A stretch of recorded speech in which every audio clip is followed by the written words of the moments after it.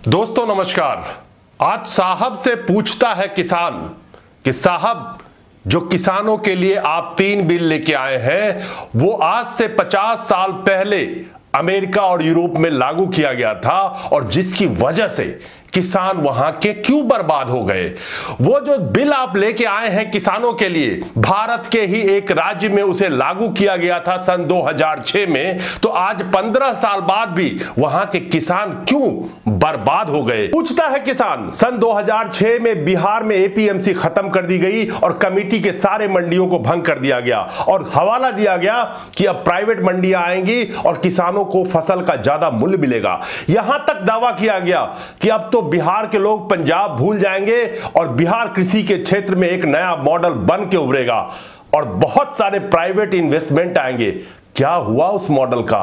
आज 14 साल बाद बिहार का क्या हाल है और बिहार के किसान और मजदूरों का क्या हाल है? वो दावे कहां गए जो अर्थशास्त्री उस वक्त कर रहे थे? तो बिहार का मॉडल आपके सामने है, जिस बिहार में 14 साल होने के बावजूद भी जहां पे एपीएमसी हटाया गया और कमेटी की मंडियों को भंग किया गया और दावा किया गया कि किसानों का आय बहुत ज्यादा बढ़ जाएगा, तो उस बिहार मॉडल की बात क्यों नहीं करते? भारत के ही राज्य में लागू किया था तो वो पूरी तरह से फेल हो गया है।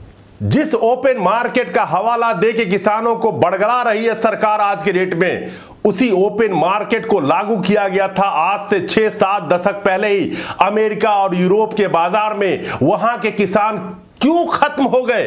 क्यों वहां की जो प्राइवेट कंपनियां टेस्को और वॉलमार्ट अपने किसानों को उचित दाम नहीं दे पा रही है और जिसकी वजह से किसानों की हालत इतनी खराब है कि अगर खाली हम अमेरिका की बात करें तो अमेरिका में $60,000 सालाना प्रति किसान, हर किसान को $60,000 करीब करीब 50 लाख रुपए का सब्सिडी देना पड़ रहा है और खबर के मुताबिक ही करीब करीब इसमें से आधे सब्सिडी डायरेक्ट कैश ट्रांसफर के रूप में उनको देना पड़ रहा है क्योंकि किसान सरवाइव नहीं कर पा रहे हैं। तो पूछता है किसान, जो मॉडल फेल हो चुका है अमेरिका और यूरोप जैसे देशों में, वो भारत में सफल कैसे होगा जहां पे किसानों को करीब करीब 50 लाख रुपए सालाना सब्सिडी देने पड़ रही है ओपन मार्केट होने के बावजूद। अमेरिका और यूरोप के किसान जिनको 8 से 50-60 साल पहले ही ओपन मार्केट दिया गया था, वो क्यों दिवालिया हो गए?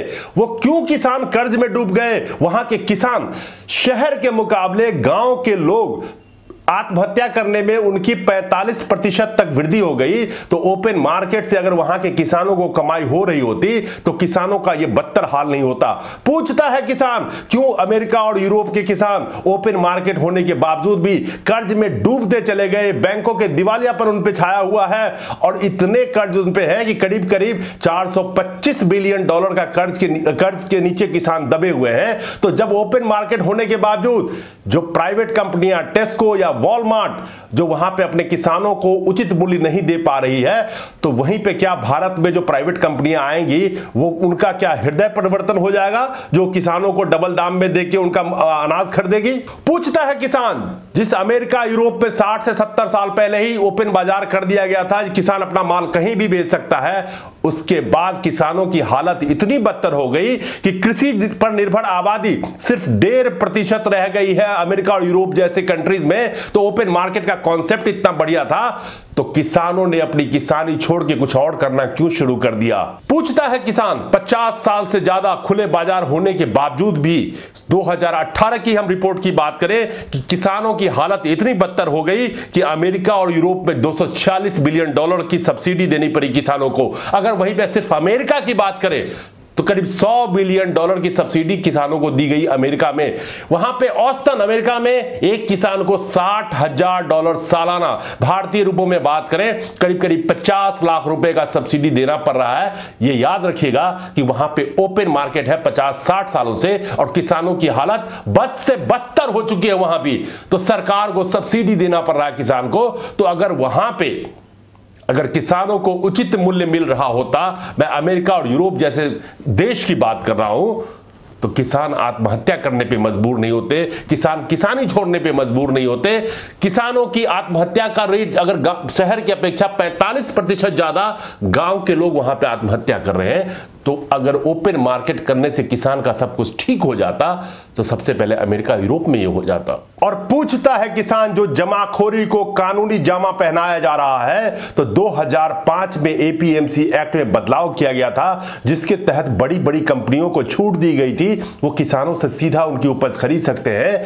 तो बड़ी बड़ी कंपनियों ने इतना गेहूं खरीद लिया कि सरकार को पीडीएस के तहत राशन देने के लिए दिक्कत आ गई, जिसके बाद सरकार ने उन कंपनियों से पूछा कि आपके पास कितना स्टॉक पड़ा हुआ है। किसी कंपनी ने जवाब नहीं दिया था और नतीजा ये हुआ कि 2005 के अंदर में सरकार को 5 मिलियन टन हरित क्रांति के बाद सबसे बड़ा ये आयात करना पड़ा था गेहूं का।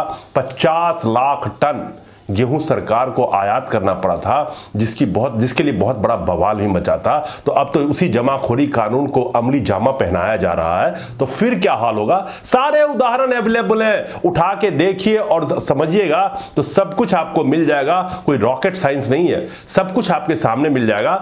लेकिन जो सारे मॉडल्स हर देश में फेल हो चुके हैं, जो आज 50-50 सालों से उन देशों में चल रहे हैं, वही मॉडल भारतीय किसानों पे थोपा जा रहा है। और जो किसानों का कहना है, चाहे वो कॉन्ट्रैक्ट फार्मिंग हो, चाहे जमाखोरी हो, चाहे एमएसपी की बात हो, किसानों का कहना बिल्कुल जायज है और इसको समझने की कोशिश कीजिए, क्योंकि किसान हमारे अन्नदाता हैं और उनके साथ खड़ा होना हम एक एक भारतीयों का कर्तव्य है। नमस्कार, जय हिंद।